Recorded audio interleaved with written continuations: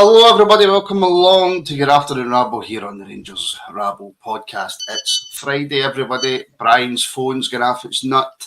Welcome along to the most unorganised afternoon rabble we've probably ever had. Bryan, how are you? Very good, very good. Just dozing away watching telly there and totally lost track of time. I was getting immersed in the telly, but thankfully you phoned in time. Makes a change, it's me instead of you. No, don't lay this at my door, Bryan, because you're lazy. Don't lay it at my door. So what's been happening anyway? What's new? Give us something to talk about. After what has been a quiet week. I mean, it's quiet in a sense, but it's not really, is it? Nothing's quiet in Rangers, is it? It's very lots of ifs, buts, maybes, and what ifs. You know, it's there's lots happening, even though we haven't been playing because we always had a free week. So, but no, usual speculation. The bookies are running wild just now because there's obviously the odds on the next manager. There's the takeover talk. There's always something. There's always something, and that's the good thing. Yes, it very much is. It very, very much is. I've got to tell you, Bryan, tomorrow will be the first Rangers game that I will not have watched for about 4.5 years. And why is this? Because I'm going to Peterhead, because my brother's playing, and they can possibly win the league tomorrow. Oh, all right. But the problem is, as you very well know, Bryan, if you're going to watch Peterhead and you live in Lanarkshire, then you leave early in the morning and you don't get back until late at night, Bryan.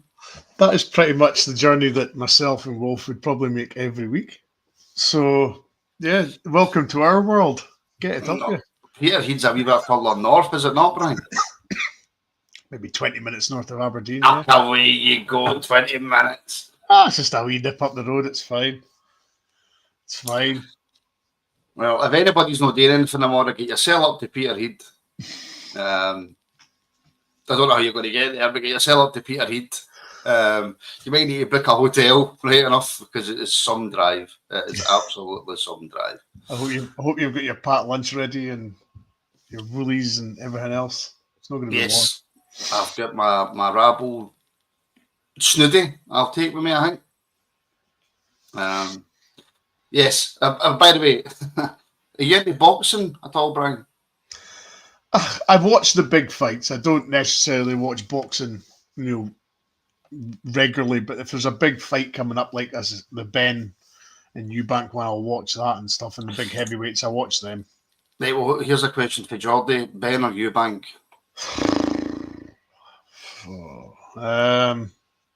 I reckon Ben will win. Don't know why. You think so? Yeah. I think Eubank's too big for him. By the way, Norwich to Peterhead, I best leave now.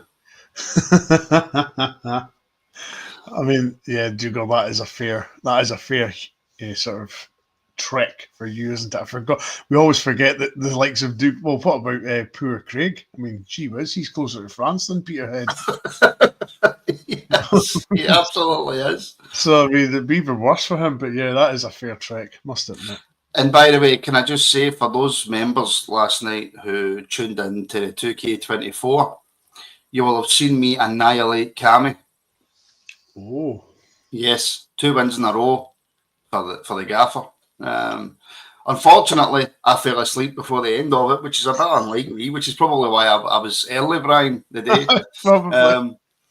So I need to go back and watch it. But I'm hearing that I absolutely annihilated him.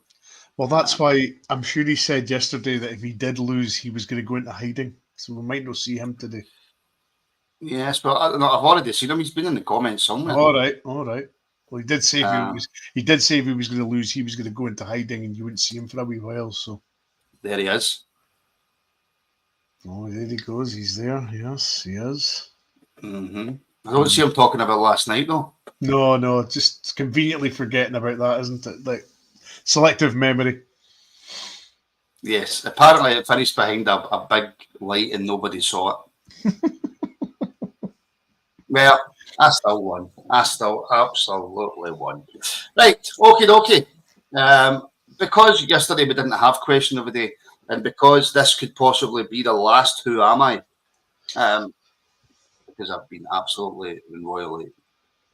I was going to say, you need to be careful what you say in public YouTube, Brian. You know what I mean? Yes. Just be careful now. Yes, let's be very careful. Let's do this.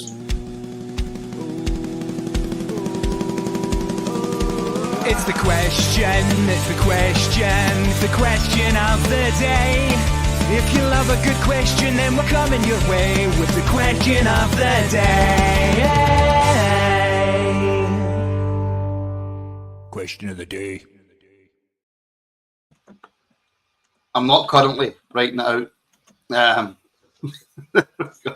Now, for those of you who are on TikTok, well, you'll know that our very own AJ went out to Vegas to watch WrestleMania. It only cost him to remortgage his home and sell his kidneys, but he got there. So the very easy, simple question of the day today: what's the longest you've travelled to see a sporting event?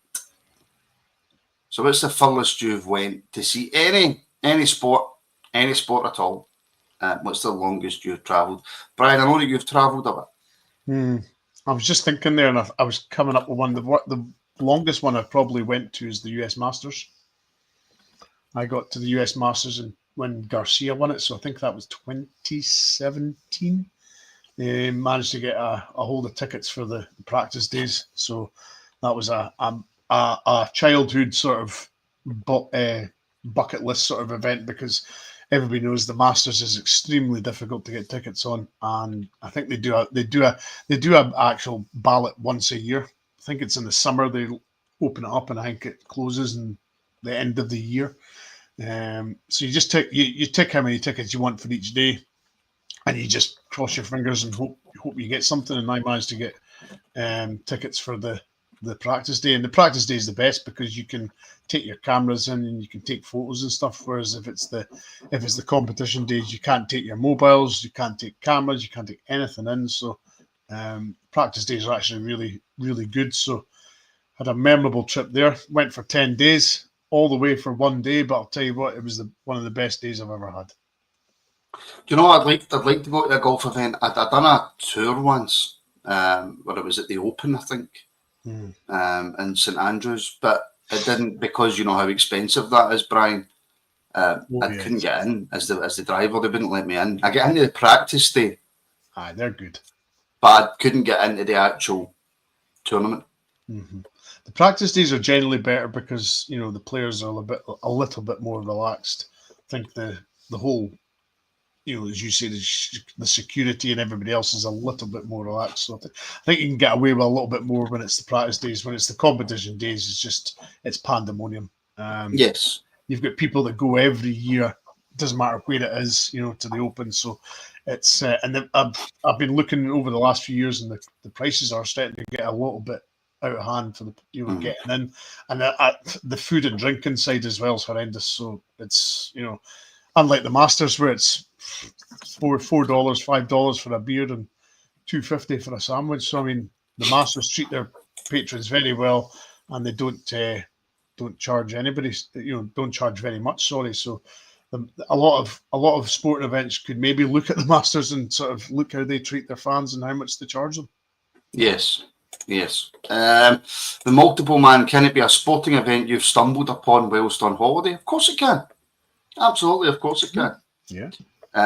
London, it's far-ish. Yes. Now, I don't know if I believe this. Timothy Sharp, Seville for the final, hired a private jet to get there. I think Timothy's loaded. Think so? I think he's minted. I'm not even surprised about that private jet. Yeah, not even. Have you ever seen that film Blood Diamond? No, I haven't. Well, go and watch that. That's all I'm going to say. I seen enough of Blood Diamond last night to put the fear of God in me, because he absolutely spanked us. So, yeah. No, but I think Ian and him are mentally loaded. So between the two of them, I'm not surprised there's a private jet. Yes. Villarreal in the Champions League. That's a good one, yeah. Very good. Yes. I played mini golf on holiday in Spain. Does that count? It absolutely counts. It absolutely counts. Pompey away in a friendly about 15 years ago. Fair enough. Bryan, have you ever been to an NFL game? No, but Martin,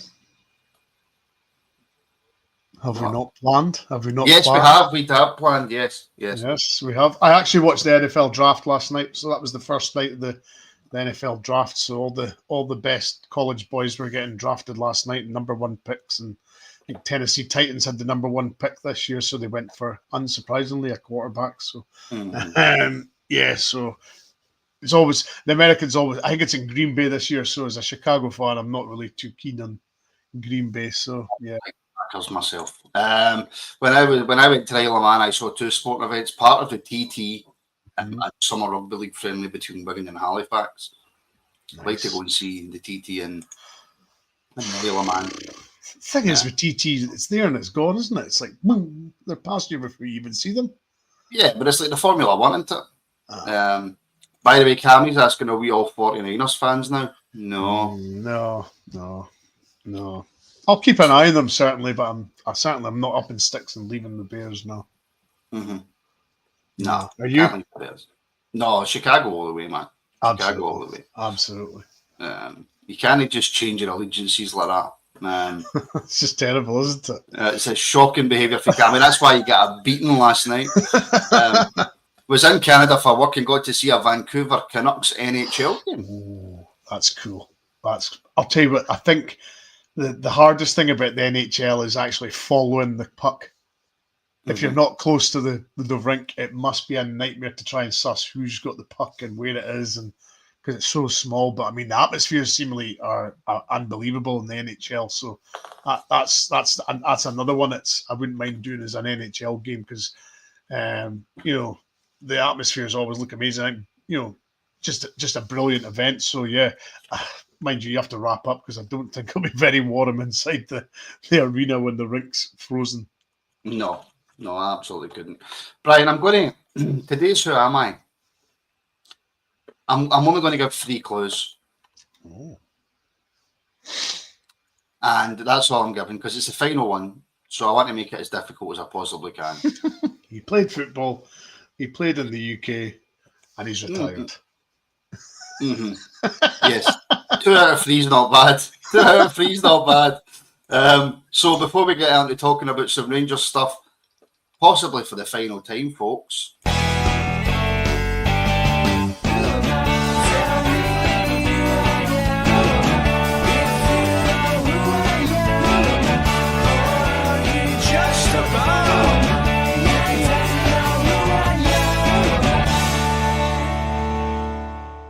Who am I?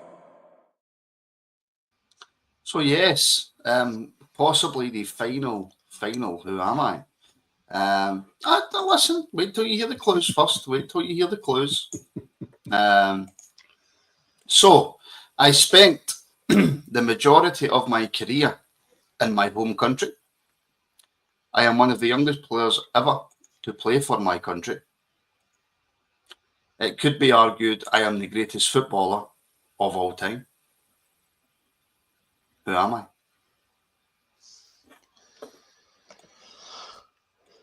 Bryan's not happy. I'll put an answer in.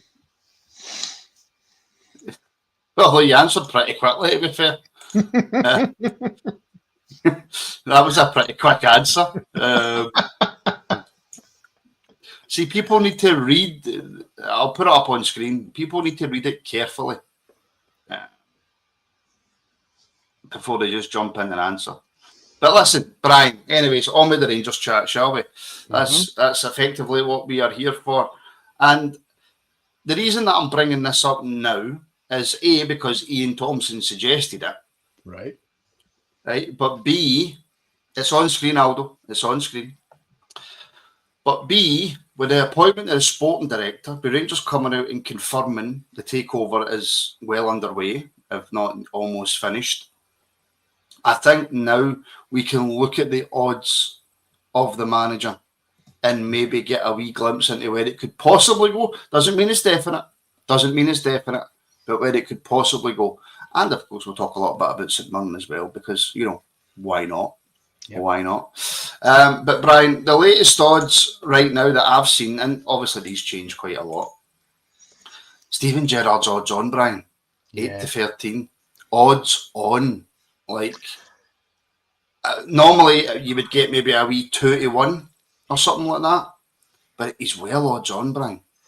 Well, yesterday he was only 10 to 11, so he's been backed even further now, because 8 to 13 is even less. So I think I think the rumours of him returning have gathered pace in the last, I think, since the sort of news that Kevin Thirlwell's been announced as the sporting director, have increased, because I believe Thirlwell's from the Merseyside area, so that sort of throws in that sort of aspect. I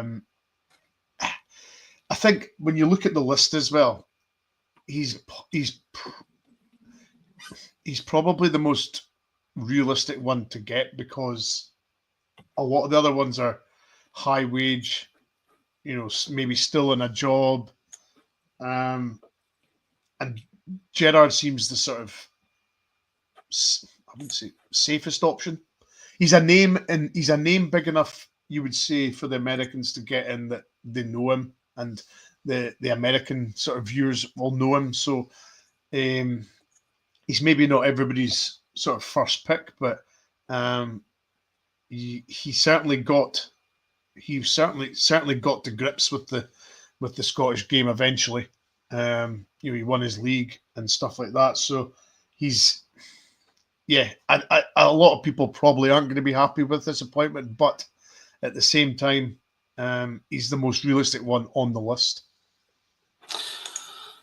Yes, not everybody seems to be over the moon about it. Kevin Wilson, channel member, is saying that lockdown saved his job in 2020, never bring him back. Chris is saying Gerrard almost relegated Villa. Paul's saying Gerrard won the biggest title, stopping 10. Kevin, I'll come to your super chat soon, buddy, and we'll use that as part of the discussion. So, like you say, Brian, I don't think everybody would be absolutely thrilled with Steven Gerrard coming back. And it's a safe option. It's safe in the sense that he's been there and sort of done the job and actually, won something at the club, and he knows the club. So that's the safe aspect. As I say, I understand why people aren't too enamored with him returning, because he's, the jobs that he's done since he's left Rangers haven't exactly set the heather on fire. So it's a difficult one, in the sense that, we're asking for a manager to return, but maybe the thing is, he was enjoying his job when he was here, and that was the thing. We all said when he went to Villa, we thought it was too quick in his managerial career to go.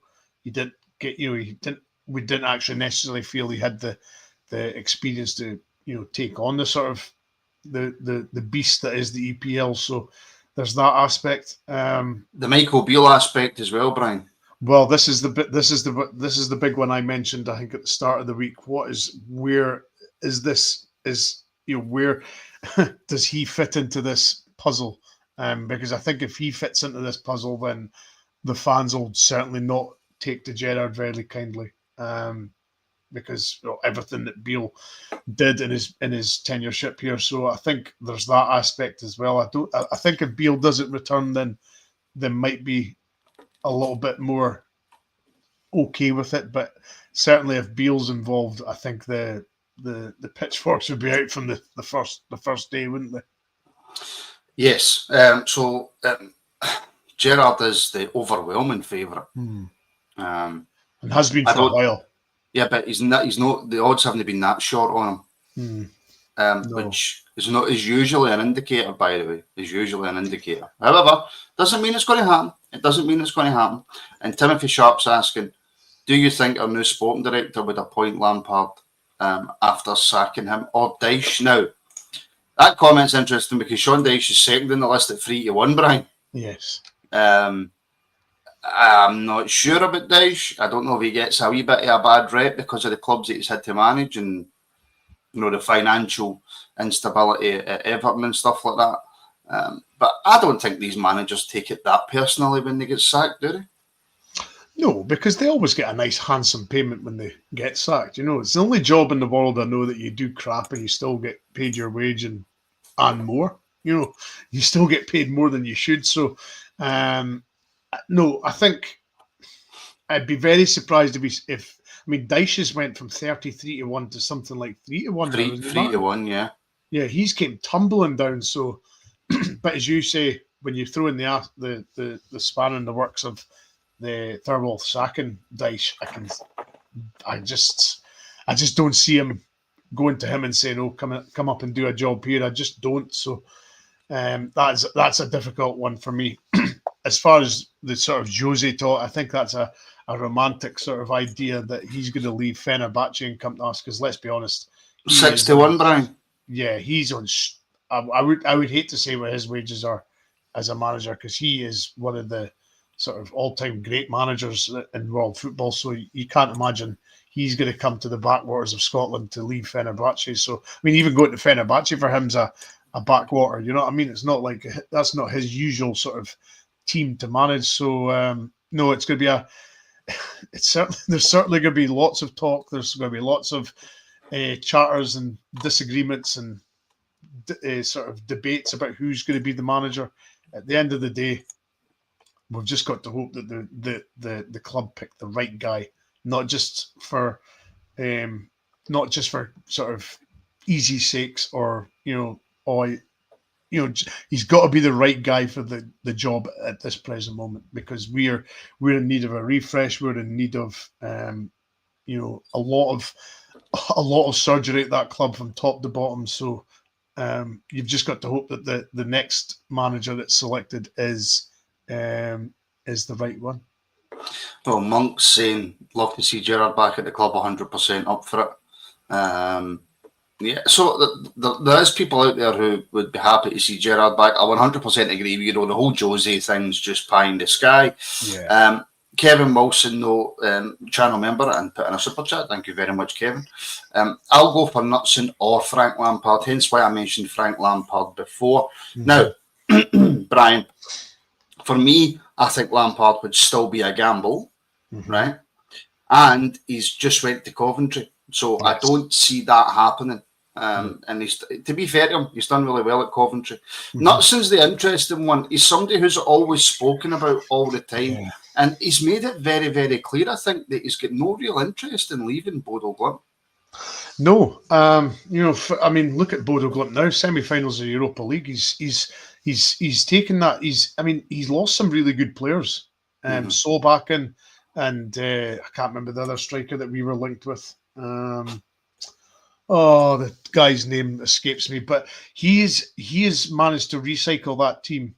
Sell guys, and then bring in new ones, and it's just like a conveyor belt at Bodo Glimt. They just seem to be able to, lose guys and replace them with even better guys. So it's a fascinating one because I think he's been linked with big jobs all over Europe. I mean, one of my mates that goes down in the football bus, he's been desperate for Knutson for a long time. He really likes Knutson, but as you say,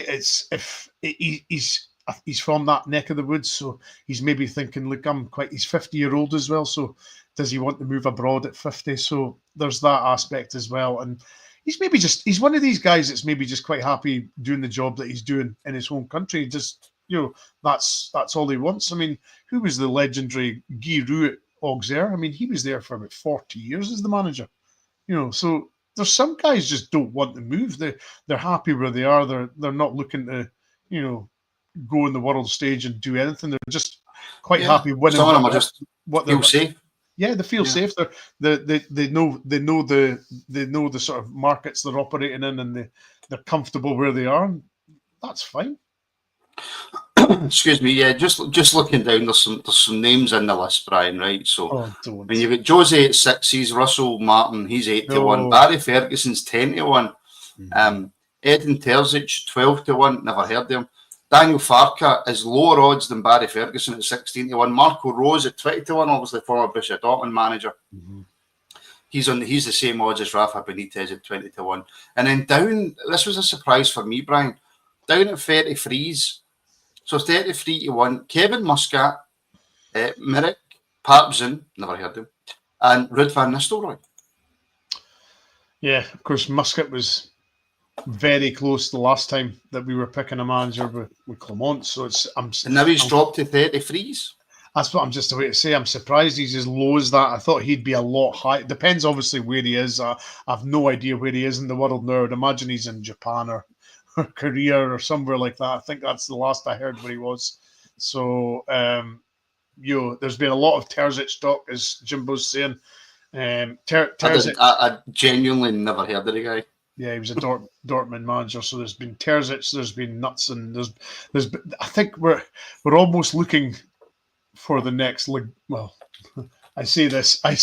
Please don't shoot me when I say this, but we're looking for the next Le Guin sort of style, the new hot manager in Europe. Because when we got Le Guin, he was the hot manager in Europe, and everybody's looking for the new hot guy. And who are they, Brian? Manager wise, gee whiz. Do you know what I will say, right? If we had got the Le Guin that we got back when we got him now, football's changed. Yeah. It has changed massively. Le Guin was a wee bit ahead of his time, and it was never going to work in Scotland because of his managerial style and what he wanted to do and stuff like that. That would probably work now, to be honest. So yeah, I completely understand what you're saying when you're talking about looking for the next sort of Le Guin type in terms of not availability. What's the word I'm looking for, Brian? Reputation. That's the word. That's the word I'm looking for. So it will be very interesting, and I don't think it's going to be that far away. I think they're going to be looking to get a manager in at least within the next month, so that he's going into June with all the stuff that he needs to know and sort of stuff like that. But anyway, we're playing tomorrow, Brian. Rangers are back. Yes. Yes, away to what's St Mirren Stadium called now? I can't remember. I just call it Love Street. It's just Love Street. That's what I call it, Love Street as well. It's some stupid name now, and I can't remember it for the life of me. Listen, don't slag it. That could be us in a few months. Could be us in a few months with some bad name for a stadium. But anyway, in fact, are you looking forward to tomorrow, Brian? Do you know what I think's helped? The fact that there's not been a game for a week. The fact that we've no seen Rangers, so we've had a chance to, regardless of how crap the season's been going so far, we've had a chance to miss them. Yes, there's been that sort of nice period where the realization that everything's the European campaign's over, the realization that the trophy, there's no trophies this year. But even though we knew that was the case, it's but when we got knocked out of Europe, that was it definitely. So it's kind of I wouldn't be surprised if there's a little bit of a reset here in the fact of the team. I'm kind of expecting Barry just to say, right, he should be looking to next season now. He should be looking, what guys am I going to work with next season? He obviously knows guys that are going to be around next season. He knows who's going to stick around and who isn't. So I would like to see a lot of the younger guys getting, not obviously wholesale changes. I'm not speaking 1 to 11 like we did at that game at Hearts, that last game of the season a few years ago. And won. And won. I mean, we had 8. I think we had 8 youth guys in the team that day. So it's certainly. I would like to see a sprinkling of youth, maybe 4 or 5, just to let them experience in a tough away day. Because let's be honest, St Mirren is never the easiest place for Rangers to go to. So, and they're going into that game with absolutely no fear. No, absolutely no fear. They've got nothing to lose either. Absolutely nothing to lose. No. I mean, you might actually, I know this sounds stupid, but you might actually see the best Rangers now because there's no pressure on them. That's, unfortunately, this has been the makeup of this sort of team. When there's no pressure on them, they do well. So, yeah, it's going to be an interesting one. But as I say, I hope Barry goes down the route of playing like he did. He had Finlay Curtis up at Aberdeen, who did really well. Bailey Rice came on in that game. So, that sort of aspect, I want to see more of that because these guys potentially are the future of the club. Yeah, they absolutely are. Right, well, we're back at 7:30 tonight, folks. Myself, Bryan, as well, and Mark. We're back at 7:30. Bryan's done a ridiculous shift this week. So he has his overtime slip is going to kill me. So, and I suppose when you throw in the aspects that Minham beat us at Ibrox last, so we've got a little bit of we've got to get one back on them, haven't we? Yes, we do. But save those kind of comments for 7:30 tonight, Bryan, because we've got that to talk about. Absolutely, we'll be reacting to the press conference as well. But of course, before we go, we have to get the answers in for the Who Am I? I don't know why I sang it. But some of the answers coming in.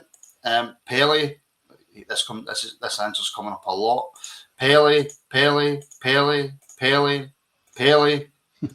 Rooney, Beckenbauer, Pele, Zico, Johan Cruyff, Pele, Eto'o. Yes. Right. Actually, before I give you the answer, so I've just seen a super chat come in here from Chris, Bryan, that we shall answer as it is Chris's want. So thank you very much, Chris, for the super chat. Bryan, are Rangers fans looking for the utopia manager who doesn't exist? What a question that is to throw in at 3 minutes past 1 on a Friday.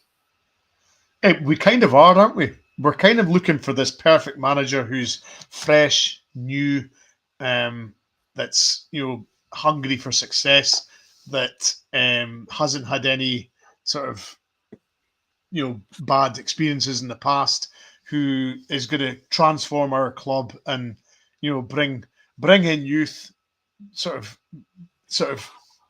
integrate the youth into the team, as well as signing lots of good players. So yeah, we kind of are looking for this utopia manager that doesn't exist. So because trying to find them is like hen's teeth. It's just put it this way: if there's always somebody going for that sort of utopia manager. So I think it's like chasing the carrot. You'll never get it. I think I agree. Chris, thank you very much for the super chat, and I'll bring that up on tonight's show as well. I'll get Mark to answer that question as well, Chris. So thank you very much for that, and I kind of agree. Well, of course, every football club is looking for the perfect signing, the perfect manager, the perfect formation, the perfect season, and maybe that manager does exist out there somewhere, and this board know exactly who it is. Well, according to the Trying Scotsman, the answer doesn't matter because the chat have ruined me. All right, folks, thanks very much for watching. You'll be able to tell. Oh, look, he's got it right. But the question is, who was it? Bryan, what was your guess? I think I put in Pele before anybody else because I was quite quick off the mark, so I put Pele. It was Pele. And John was the first in to answer, so well done to John. He is today's Who Am I winner. He got that correct. It was Pele. I've been absolutely humbled. Yeah. I have been embarrassed. I want to apologise to my family, my friends, everybody on the rabble for my disgusting performance. We've had a couple of sprinkling successes in there, but not enough. Only when I've not done it. Yeah. So, yes. Right, folks, we shall see you all hopefully at 7:30 tonight. For our beautiful channel members who help to support us and help keep the show going, tonight at 9 p.m, the Extreme Gaming Podcast will be out for your delectation. So thank you very much to all our channel members on YouTube and Patreon who really do help keep the show going. Like I say, we are full-time. We are looking to move in and do new things all the time, and we need your support to do that. So please like, share, subscribe. If you want to and help support the podcast, a really itchy spot in my back, and you want to help support the podcast further, consider becoming a channel member today. If you join on YouTube, you get everything live in video. And if you join on Patreon, everything apart from the 2K24 and the watch-alongs are audio. So there we go. Whatever you decide, whatever you want, that's your options. So thank you, folks. Thank you, Bryan, for joining me nearly every day this week. I know it's been like a daily thing, but myself and Wilf are recording something special for the members this afternoon, so you can decide when you put that out, but we're not going to say what it is. Right. So me and Wilf are recording that this afternoon, so you members will get that at some point in the near future, but we'll see at 7:30. Loving it. What is your place in the Who Am I next week? I don't know yet, Multiple Man. Just chill. It could be back, it might not be back. It could be back, it might not be back. I don't know. But anyway, folks, go and enjoy the rest of your Friday. Hopefully you are all finishing work soon, and we'll see you all. The abuse I get is ridiculous. We'll see you all tonight at 7:30. I'm not even going to say bye or speak soon because you don't deserve it.